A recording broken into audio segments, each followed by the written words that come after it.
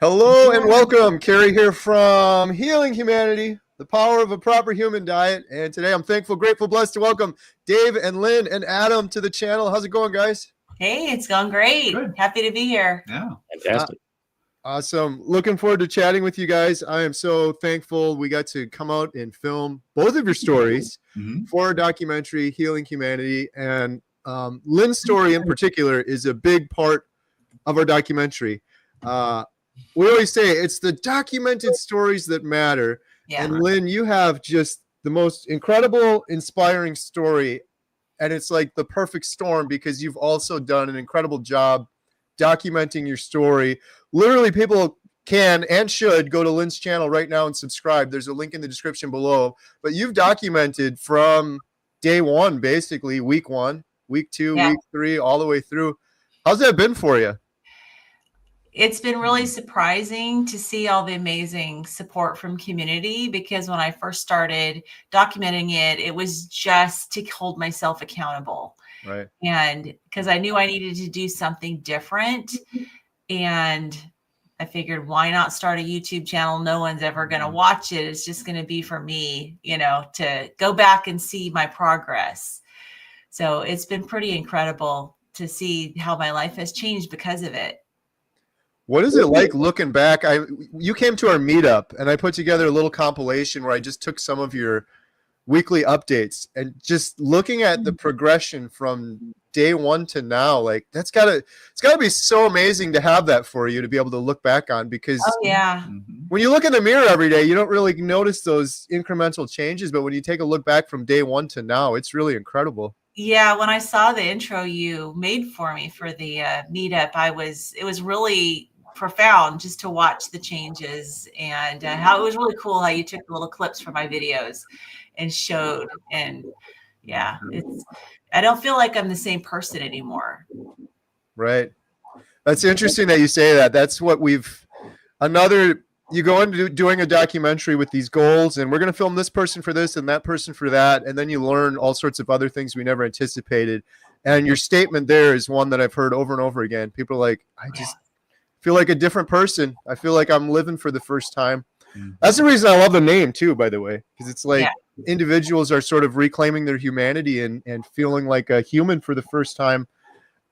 It's incredible. You don't see anything else like that where people are having this dramatic of a change. Like, I feel like a human for the first time. It sounds like I'm overhyping it, but I've literally heard it over and over and over again with the majority of the people we interviewed for the documentary and people on the YouTube channel as well. Oh, yeah. I never heard that from patients when I was working as a nurse. I never heard patients say, I feel like a new person. Even after we got them on treatment, they were on medication, and they were, we could get them stable or in remission from their disease, but never heard them say that they felt like a new person. Right. They were always still their disease. Lynn, for those that don't know, that are maybe just watching on my channel that haven't heard your story yet, could you just recap it sort of briefly?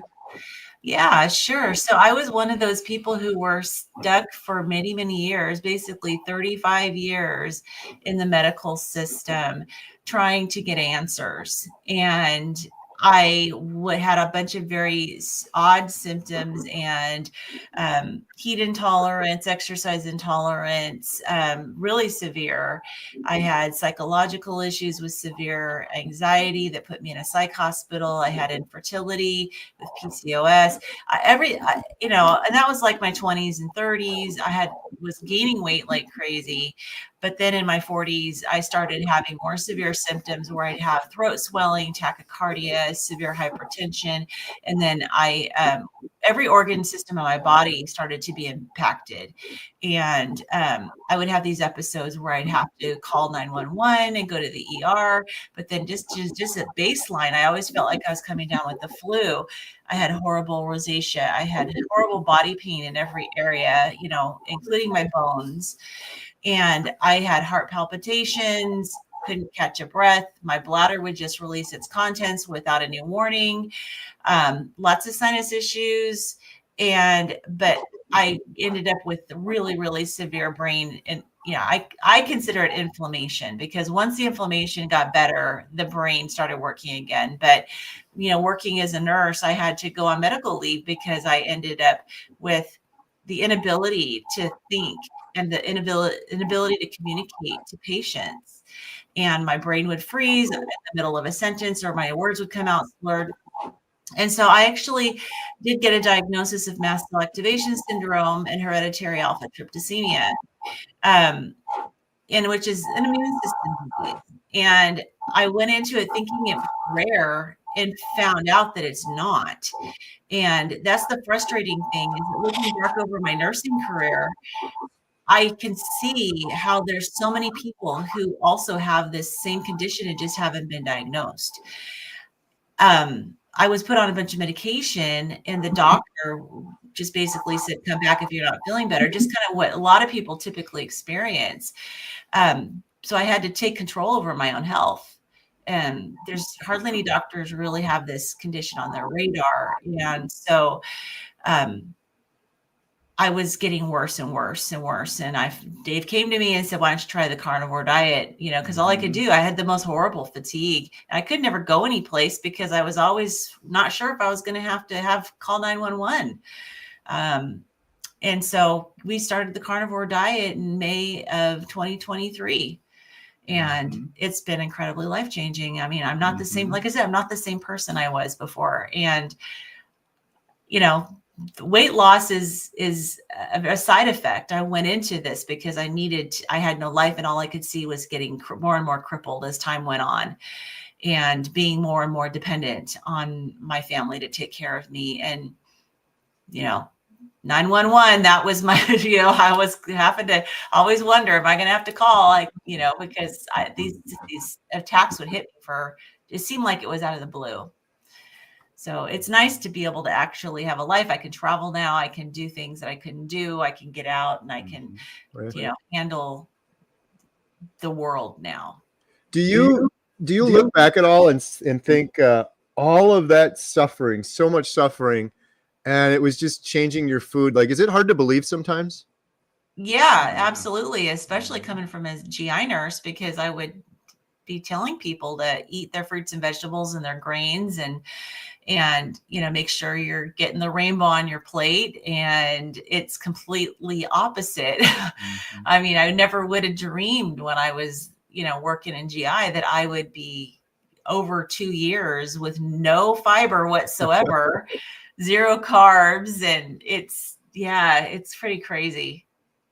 That's amazing.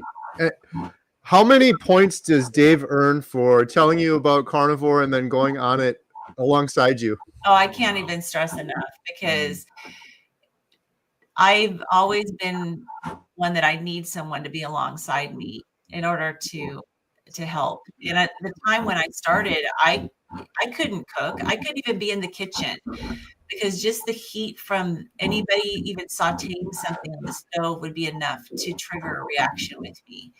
And so I needed to have somebody to prepare the food, and I needed to have somebody that would just be there to support me. And he did that.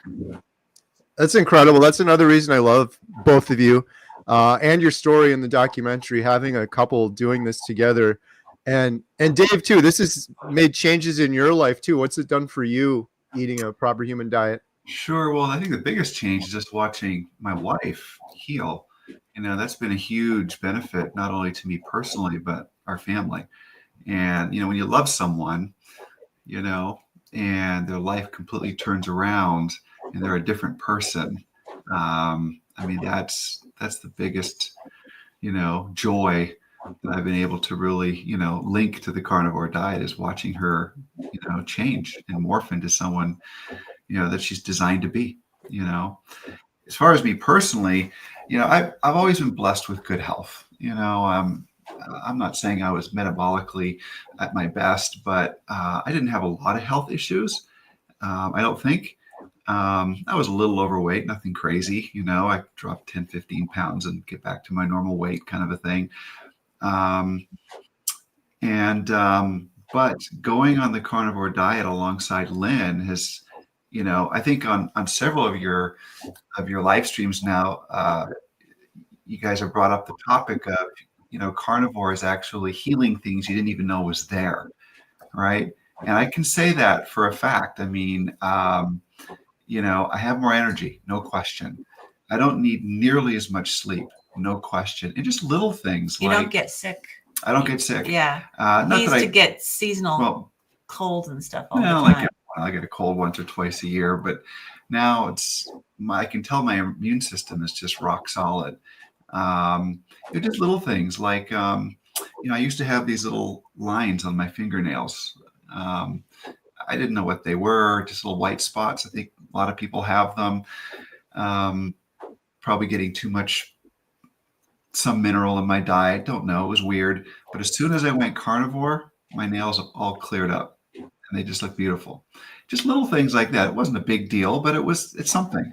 And so it just speaks to the fact that, when you change your diet and you go to a proper human diet, you put the right food, the right nutrients, the right minerals and vitamins in your diet, your whole body just responds positively.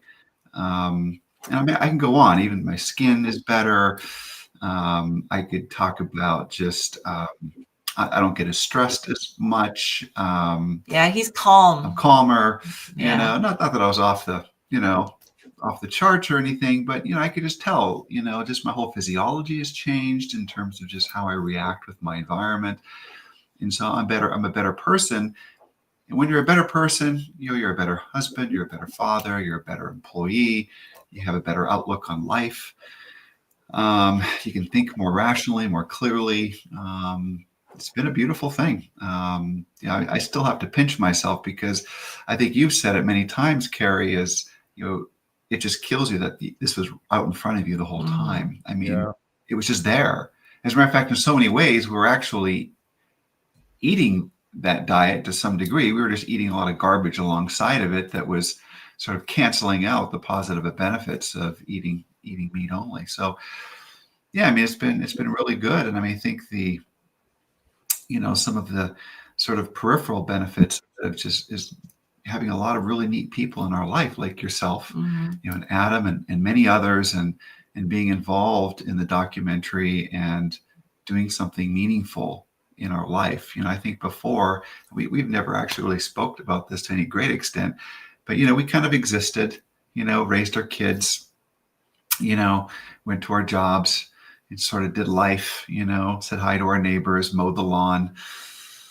But that was our existence to some degree.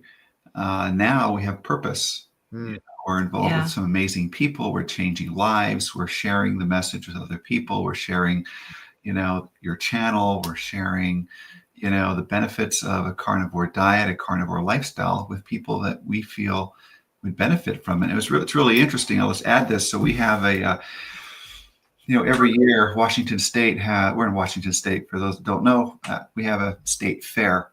And so that the state fair is actually going on right now. It's the last day is tomorrow. And I was at the state fair the other day, manning a table. So I'm on several different boards. One of the boards I'm on is the Snohomish County Parks Advisory Board. And so we're rotating shifts, managing our table and talking about our parks and our trails and our waterways and things like that. And so I was sitting there. I was at the park, and I was actually texting Lynn at the time, and I was watching people. And as you might imagine, what I'm seeing, right? And one of the texts I sent her, I said, something to the extent that, we're in trouble as a society because practically everybody at the park, I could tell just by looking at them that they're obese. I was joking with Lynn. I was saying, I think I'm going to get out of ketosis just by breathing in the air. Yes. He did secondhand standard American diet. Oh my God. I mean, it's just, all of the vendors and just all of the garbage food that's being sold. Yeah. And it was just off the charts. I mean, you can smell the sugar in the air, kind of a thing. And I thought to myself, we're in trouble. I mean, if this is what we're feeding America, if this is a representation of our community, where I saw literally 90% of the people that were drifting past me were overweight, and you can tell they Yeah, were, so you know they're metabolically oh, unhealthy. yeah. Yeah, so that's one thing that's been a Yeah. major benefit is that we have a mission. And, you know, even when I Yeah. was working, I was barely existing. Mhm. You know, I really loved being a nurse and I loved helping people, but I couldn't work more than 2 days in a row because I didn't have any energy. I was just Right. pushing through each day, and then I'd come home and collapse, and then my days off were all recovery. And so I couldn't even think about any mission and didn't really have any energy to do anything. So it's been an amazing benefit, is now being able to be part of a team that's really helping people. And it's all free. It's so easy for people to do if they just will try it, because we're not pushing anything that we're trying to sell. Right. It's like, just eat this way and you'll feel better. Mhm. Yeah, it's amazing. You know, what you're describing, both of you, Dave, like feeling a better husband, a better father, having a mission, having purpose. That's been the common theme with the documentary and filming people, that they're feeling that way. And then you start thinking, like, you're looking around at other people. What if everyone in the world felt this way? Just like really living. I love movies, so I keep using this quote from Shawshank Redemption. You can get busy living or get busy dying. And it feels like everyone on Carnivore is like, I feel like I'm finally busy actually living instead of just going through the motions kind of thing. And you sort of get that healing, and it's hard not to want it for the rest of the world and for your neighbors and friends and loved ones. Right. Yeah, definitely. And I value the opportunity to share my story, because since I've learned that my condition is not rare, it's actually very common. You know, people don't need to have a doctor to feel better. You can feel better if you just do the right things and make the right choices in your diet. But there's so many people that once they hear, you know, what I ended up getting diagnosed with, all of the conglomerate of symptoms, because it really was every organ system of my body that was affected. Every single time I have people tell me, I think I have what you had, and I actually like have a solution now. And it's just frustrating to be stuck in the medical system with no answers, or you get these diagnoses and the treatment doesn't work. And it's so frustrating. And people will, you know, of course they lose confidence in the medical system, but I just want people to know that they can create that change for themselves. They don't need to have an official diagnosis of anything in order to move forward and actually get your life back. Yeah, it's empowering to know that. A lot of people don't. They're like, how can I find a doctor that's going to let me do this? And it's like, it's what you're eating. You can do that yourself. You can take it in your own hands and do it yourself. Exactly. You don't need your doctor's permission. And even if you have your doctor's disapproval, so what? You know, what are they doing for you currently, except throwing medication and telling you to eat foods that are continuing to keep you inflamed and on medication? And that's not really living. Right. Yeah. So I mentioned a little bit earlier, Lynn and Dave are a huge part of the documentary. Lynn's story in the documentary is one of the larger stories we're sharing. So I'm so thankful for you being brave and going on camera, both of you and your daughter, sharing your story. I'm really excited for everyone to see that. But beyond that, you've done so much more, helping behind the scenes with the documentary, working on our membership site. We got to shout this out too. Can you talk a little bit about your latest projects? Yeah, I really appreciate you shouting it out, because people are buying that. So that book is a book and a workbook called Breaking Addictions. And I wrote it actually for our Breaking Addictions group on our membership site, but you don't need to be a member to use it. So I don't think there's another book out there that takes the 12 steps of Alcoholics Anonymous and applies it to the ketogenic or carnivore lifestyle. And that's what this book does. It takes you through the 12 steps of AA, but it's all focused on eating a carnivore keto diet, and which is different than Overeaters Anonymous, because Overeaters Anonymous, there's such a focus on restrictive eating. And because they're in OA, they're looking at, you know, oh, your problem is that you're eating too much. Well, that's not the problem. Mhm. You're eating the wrong foods. Yeah. And so this is a book and a workbook, and the workbook is just optional. All the daily exercise, there's little daily reflections in the actual book, but no place to write in the book. So you'd have to use a journal. But if you want something to actually write, I put all the lines, all the questions in here, and you can go through it 4 times. It's 4 times repeated in this book, because very often when you go through the 12 steps, you need to go through them many times in order to really finally get through them. But yeah, that's been kind of a labor of love to write that book, because it's something that the 12 steps have helped so many people, and addiction is real. I mean, carnivore definitely helps. And I feel like we just need something. A lot of people will need something in order to help them get the support, get an accountability partner. I mean, come join our membership site if you want to do it in a group, but you don't have to do it in a group. You can do it on your own. So I think it's so important. I think food addiction's a huge part of the problem. It's interesting with carnivore, like, I think for some people, maybe myself included, I didn't even realize that by doing carnivore, I was kind of getting through that addiction without ever admitting that I was addicted till after the fact. And then I was realizing, like, yeah, man, I yo-yo dieted and did keto and failed so many times because I was trying to moderate that addiction. Right. So I see so many people having success with carnivore, but most of them that end up failing or having problems with it, it's just because of addiction and not realizing it's addiction and not having something like this to guide them through it.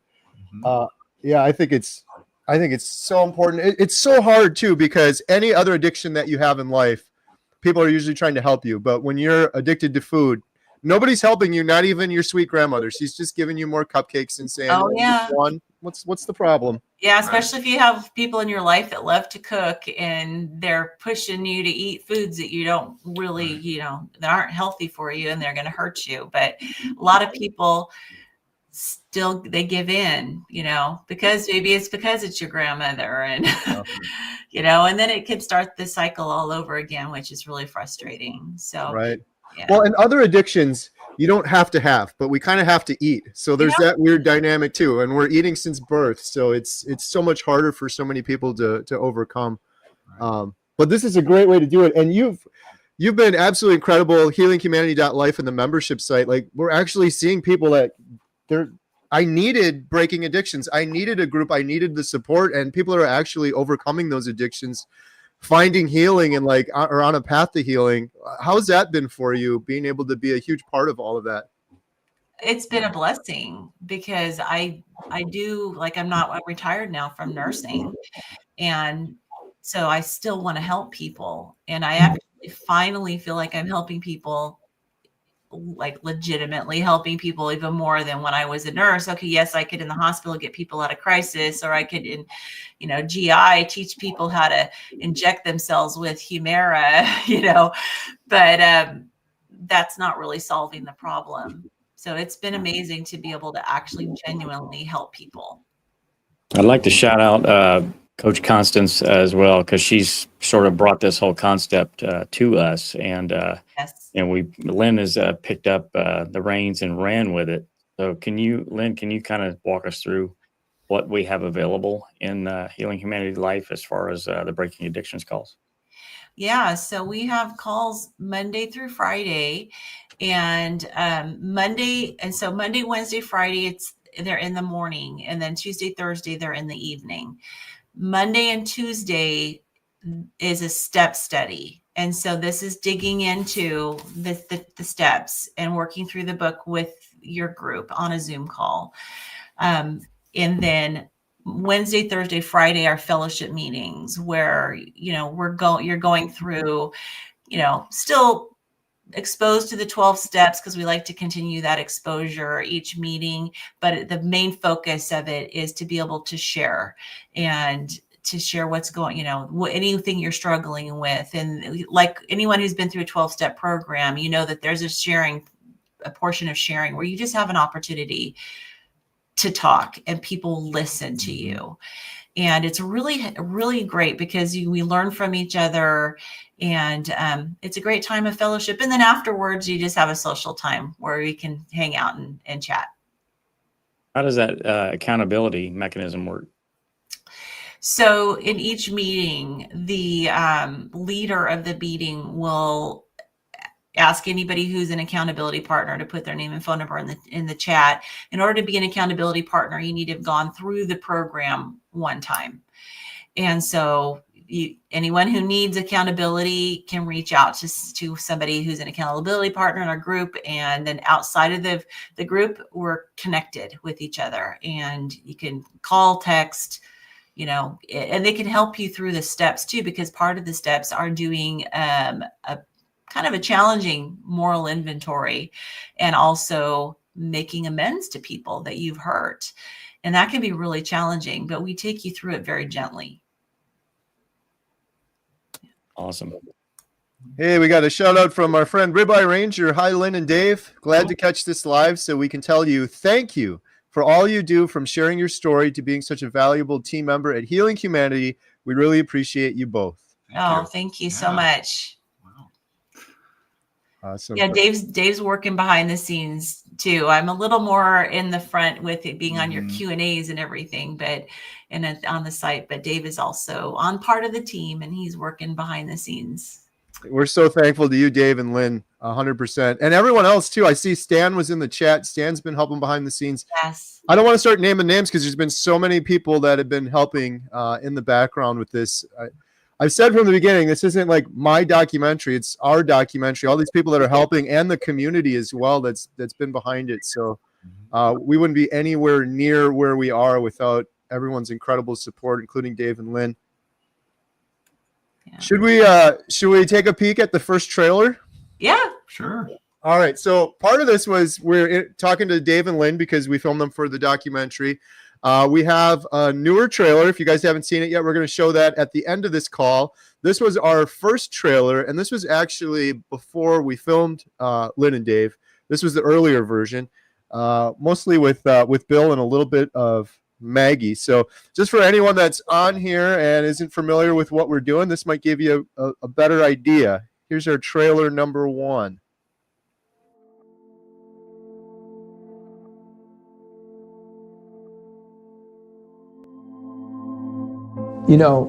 I've been a doctor for nearly 30 years now. We've all been misled for so long. They gave me pills for anxiety. They gave me pills for depression. Our bodies are so deficient and so malnourished that of course you're going to get diseases. Of course you're going to get sick. I believe that I may have caused my cancer. It is no way to live. It's a nightmare. I was just so hopeless for so many years. It just kills me to know that the answer was out there the whole time. Just because you put something in your mouth and chew it doesn't make it food. Food is species specific. We can sit back and we can say the bloody doctors, it's not their fault. They were trained and they're doing what they were trained to do. The thing that really pisses me off is that the people that we should have been able to trust, the literal organizations that we look up to protect us, are the people who have done the majority of the misleading.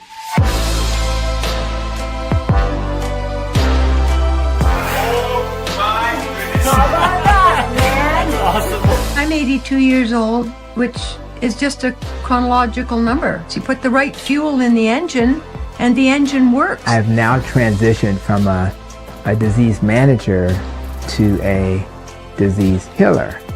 I've transitioned from a drug dealer to a healer. 3 weeks ago, I didn't know this man, Bill, from Alaska. Bill is 700 pounds and he's been stuck in his house for 4 years.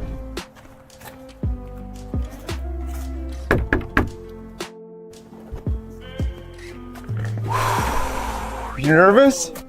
I'm nervous, scary. I live in Alaska, the most incredible place on the planet. I had to have a toilet put, a few feet from my bed, which I can barely walk to as is. I have not been outside in over 4 years. This is life or death for me.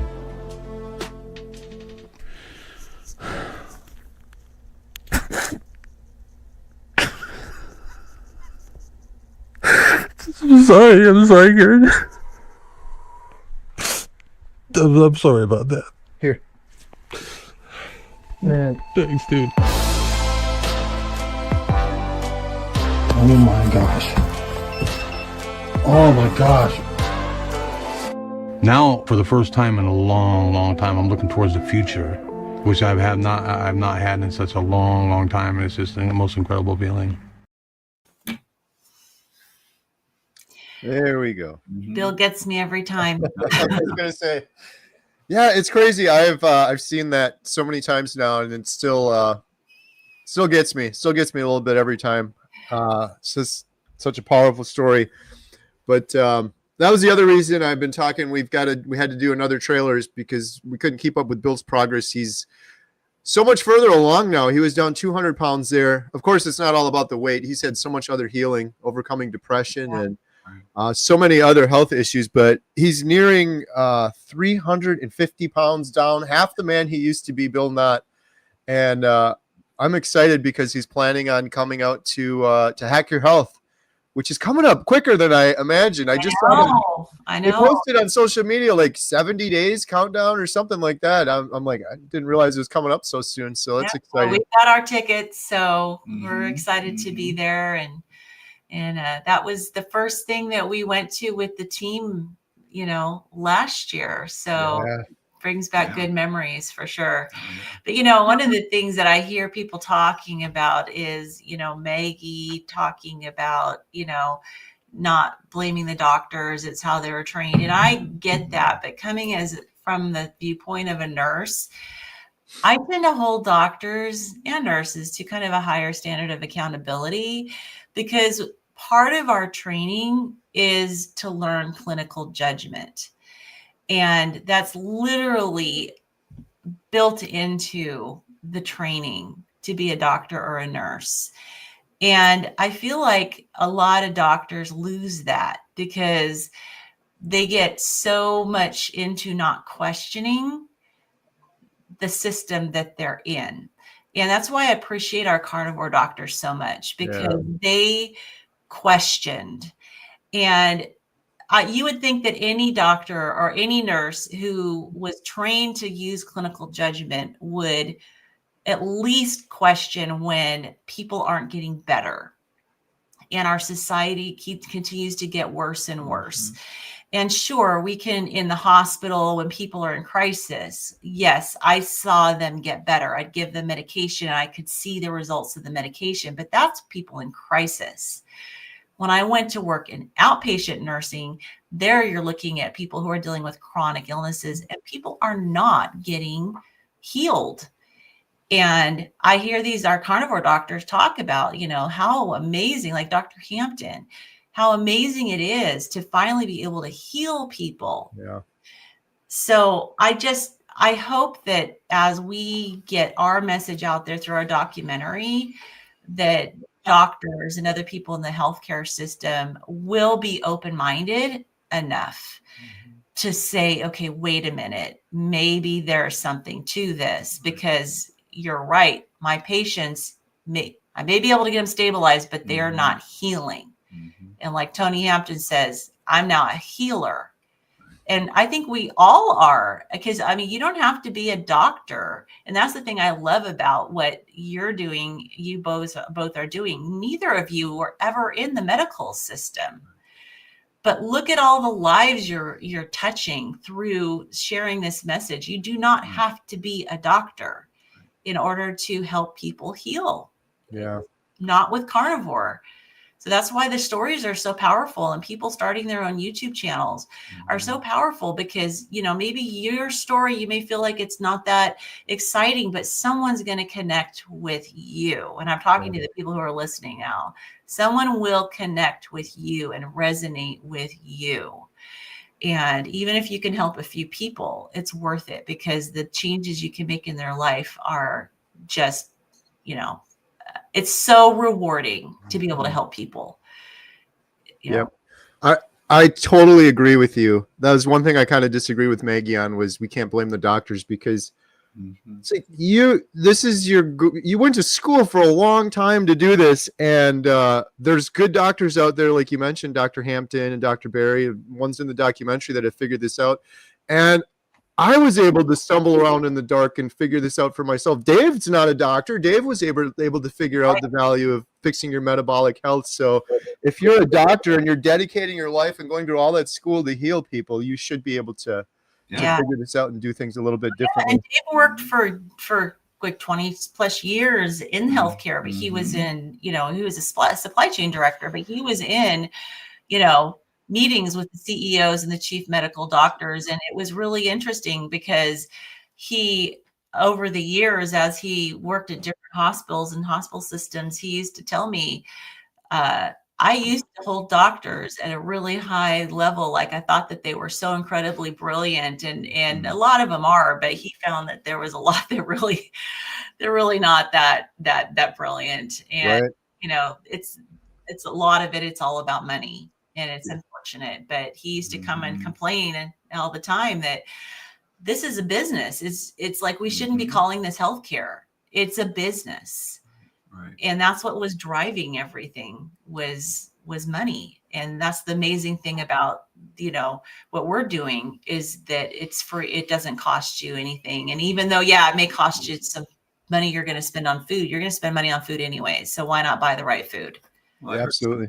Recently, I really liked it was talking about the cost of eating a carnivore diet.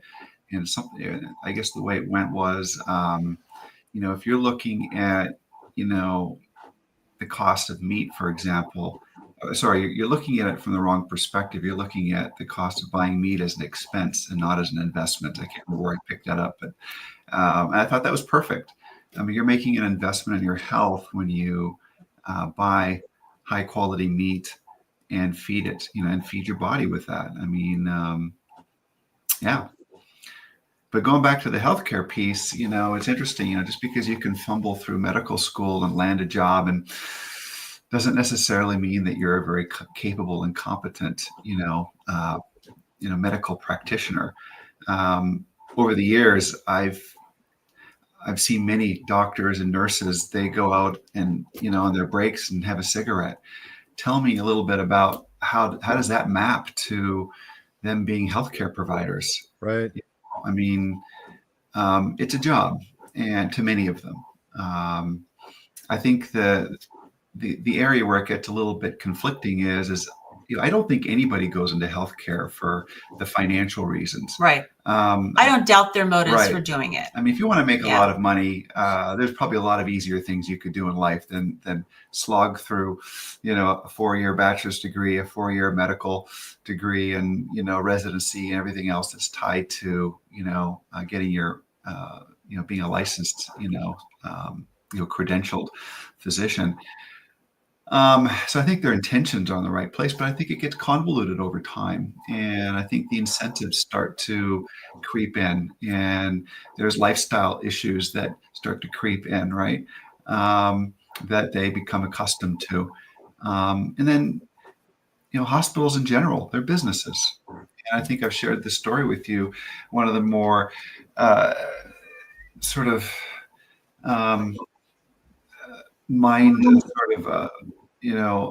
opening moments for me when I was working at a hospital in California, and I've always reported to at least the chief financial officer, if not the CEO, and the CFO and I were on a walk together, and we were talking about the budget, and he made a comment, and I know it was an innocent comment in his mind, but in my mind, it really struck me, and I'll never forget it. It was, Dave, what we really need right now is a few more babies in the NICU.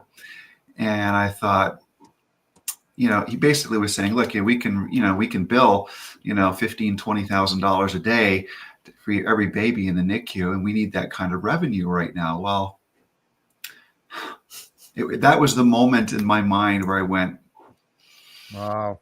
This is a business. This is not a place to receive healthcare, and it's all about money, and it's about bottom line revenue and profits, and and ultimately, how do we extract that revenue out of the patients that we see, and how can we inject more billable activities around that patient that we can legitimize and to the insurance companies and make money. And what parent would, right. How would parents feel if they knew that was the conversation going on? Right.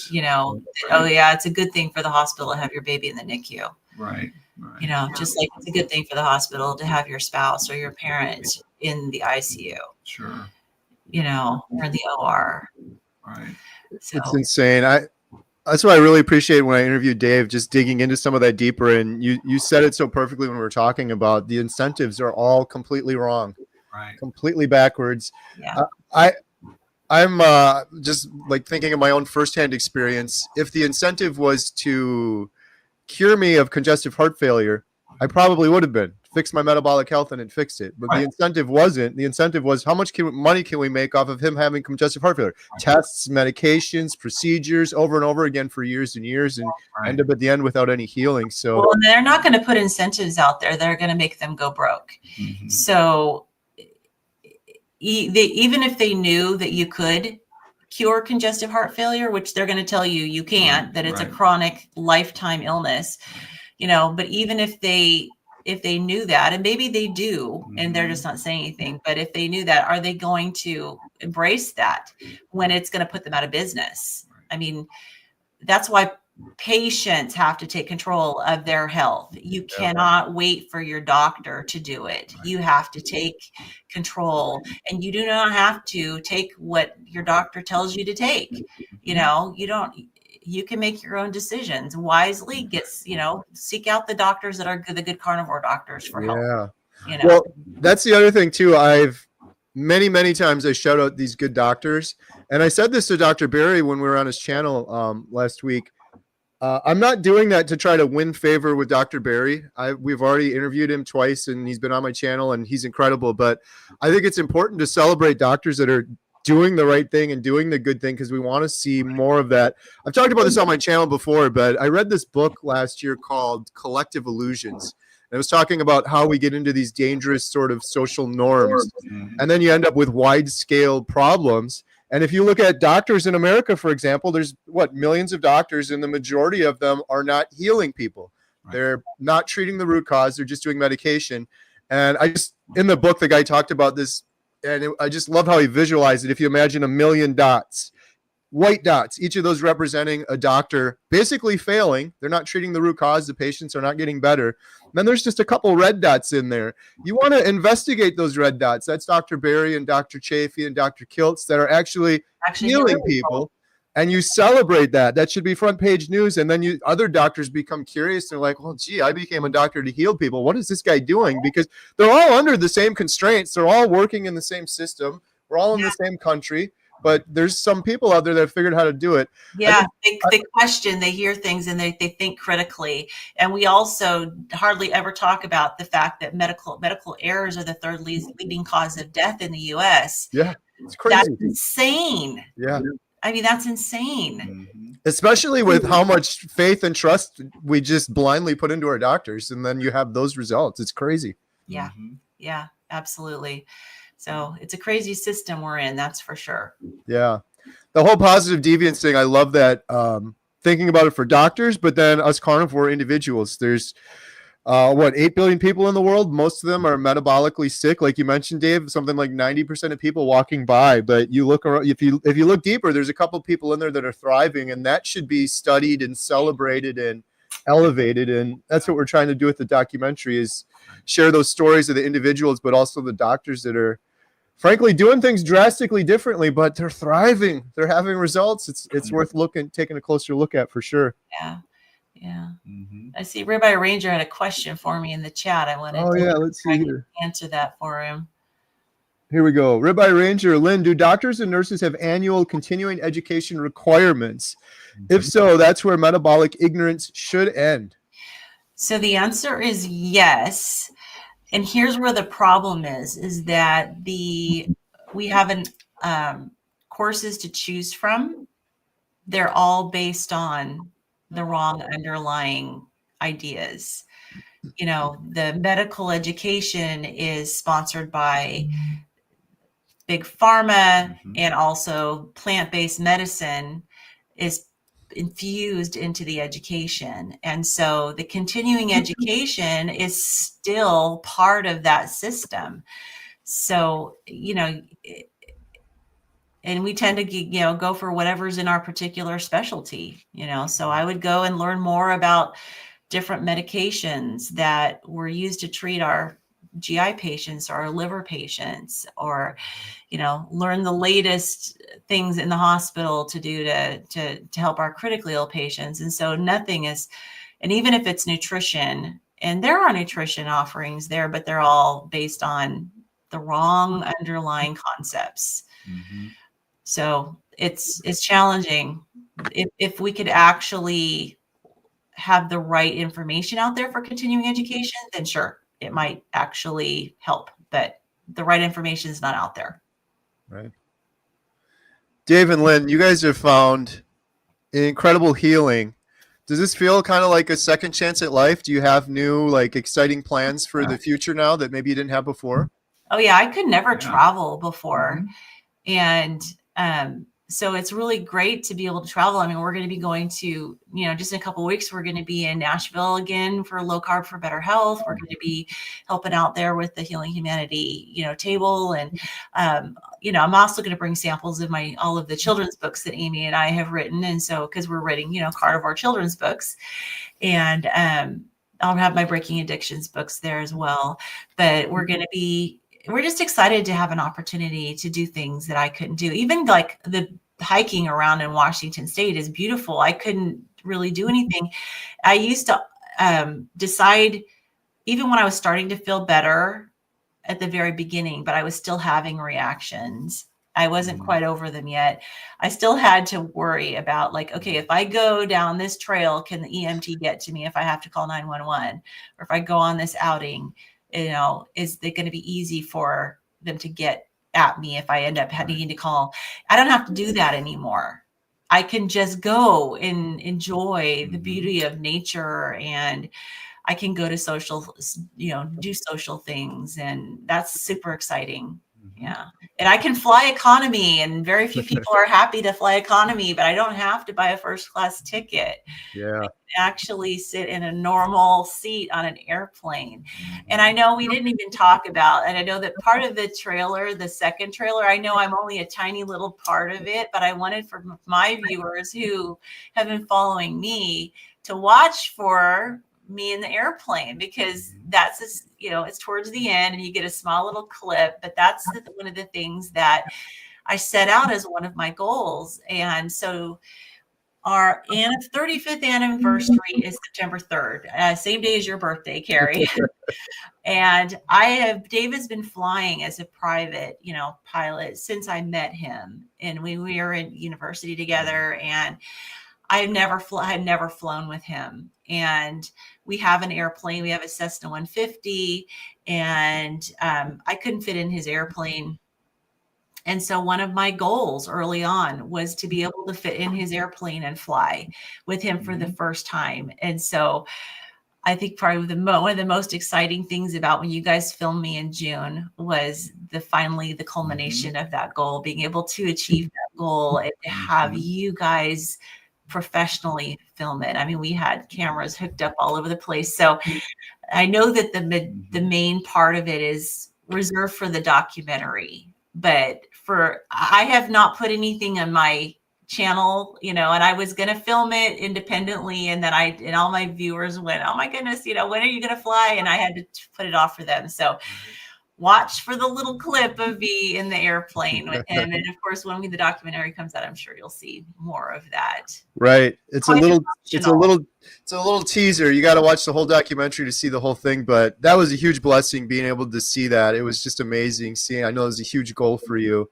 Yeah. And it was fun filming it too. Adam and I are like, this is like we're filming a Mission Impossible movie or something. All these cameras all over the plane. Well, and then Dave took you guys up too. Yeah. It was amazing, all around adventure too. It was hard to hold on to the plane. Dave wouldn't let us sit inside. No. You get better camera angles if you're outside the window. With this camera. Yep. Bird's eye view. Right. I was just gonna say real quick, one of the other really cool things was I remember vividly hanging out with Lynn and Dave in Arizona and we went to a restaurant, and there was like a slide. It was a cool restaurant. Got some steaks, and there's a slide. But just seeing you, Lynn, you were going down the slide and you were laughing. I could just really feel like you were doing things that you haven't done in a long time, getting your life back. It was such a beautiful thing to watch. Yeah, absolutely. And I just want to embrace anything new now. If it's something I haven't done, just like when we were in Wisconsin and we went and rode go-karts with you and Jen, and that's something that I hadn't done. I tried to kill you on the go-karts. It's like I'm having so much fun doing these things that I've never been able to do. Yeah. It's amazing. It's so exciting. It's so powerful in the documentary. I can't wait for people to see your story in the documentary. Maybe with that, should we wrap things up and roll it? Yeah. All right. Well, I'll just do a quick little overview. This is our trailer number 2. As Lynn mentioned, she's in it briefly. Most of the individuals are in it briefly. We're going to be having another trailer right when the documentary's done, a more traditional trailer to try to get people into the seats that's more accessible. This was kind of a different goal. The plan with this trailer was to show the scope and scale of the project. We've had thousands of supporters on GoFundMe and elsewhere supporting us. So we really wanted to show them the scale of this, because a lot of them are like, what have you guys been doing? It's been like 2 years. But the truth is, we've been working our butts off. We've been traveling all over the world. We filmed 60 people for the documentary. So we show a little bit of the scope and scale of it in this trailer. And if you guys watch it and you love it and you want to watch more, or you want to help us and share it, you can do that at healinghumanity.movie. And you can also sign up for our free email newsletter. We'll email you when the new trailer comes out, when the movie's ready. We won't email you unless it's important. And you can buy our shirts there, or you can donate at the GoFundMe. We super appreciate any of the donations, the merchandise. It all goes 100% to the documentary. Don't get a paycheck. We're on the home stretch, but we're at the very hard part where we're finishing things up. Post-production, editing, and then marketing is one of the most expensive parts of the project. And we're really hoping that we can continue afterwards with the series, where we'll have an episode for every major health issue. So, I guess with that said, we can roll it. Do you guys have anything else you want to say before we wrap things up? I think we'll just end it right after we show the trailer. Yeah, I'd love to see people on our membership site, Healing Humanity Life, because it's amazing it's great to see people in the comments and the live streams, but it's so great to see people on the Zoom calls face to face and have a chance to talk with everybody. So, and that's another way to support the documentary. If you want to say, I want to give a recurring donation and I can afford to give a recurring donation, sign up for the membership site, because you'll be giving a recurring donation and get to hang out with us and get a lot of support back in return. Yeah, I'm so glad you said that. That's a great way. But we have had more people doing the recurring donations on GoFundMe, but you're better off just going to the membership site. You're supporting us more because GoFundMe takes a little bit of that, but also you get value. Like, the membership site is incredible, thanks in large part to Adam and Lynn and all the volunteers on the team, but multiple Zoom calls. I mean, we had Dr. Baker on, we had Dr. Georgia Eid on as an expert, and we do Q&As every week, and we do Inspire Together calls on Thursdays, and multiple Zoom calls with the Breaking Addictions and hangouts on Sunday. Today, I'm going to be there. We're going to be on with Dante every Sunday. Dante holds one of our hangouts. We got a hangout with Amy as well. So lots of calls, lots of support, lots of fun. But even if you don't want that, if you just want to do a recurring donation, it's a good way to do it, and that all goes towards the documentary as well. So, yeah. Awesome. Well, I guess with all that said, we're going to roll our trailer number 2. Thank you, Lynn. Thank you, Dave. Thank you, Adam, and everyone in the chat. And please help us out. If you love the trailer and you want to help, you can't donate, just share it. That's the best way you can do it. That's the number one question we've had showing this trailer. Did you guys send this to RFK, Maha? Yes, we did. They're not going to listen to just us, though. But if you guys send it, if you tag it, send it to them on social media, tag it. The more they get it tagged, the more likely they are to see it. And we'll be able to reach so many more people. I don't want to stop till we reach millions of people with this. And we can't do it without your help. So, with all that said, here we go. Healing Humanity trailer number 2. Thank you, Lynn, Dave, and Adam. Here we go.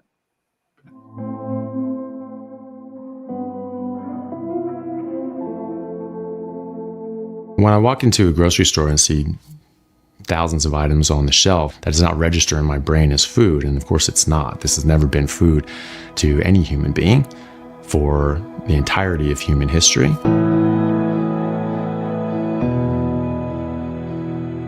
We've been soaking up the wrong information for so long. Everything I thought I knew about nutrition turned out to be wrong. And it doesn't take that long to figure it out if you look at the actual science. Your body, even though you feel like it betrayed you years ago, you actually betrayed it. I was following the rules and getting sicker for it. I was hopeless. I was really hopeless, and I thought, yeah, this is the way it's going to be. I don't think I would have made it. I honestly don't. I mean, I was 69 pounds, almost hooked up to a feeding tube. I probably had 30 days left until I was dead. My thought was, I'm going to die, and I'm not going to have a chance to tell everybody that I love them one last time. It's just more pills and more pills and more pills and more sickness and more disease. I look at people now on the street and I see them not doing well, and I just wonder what the food that they're eating is doing to them. We're learning from our past way of eating that somehow we're damaged and diseased. I want to live in a world where every doctor is not managing disease, but trying to get to the root cause of why people are sick in the first place. That's what being a doctor's all about, isn't it? Being able to take somebody who's got no hope and give them hope. And it's a real hope. It's a true hope. It's not a false hope. I'm not interested in any other profession.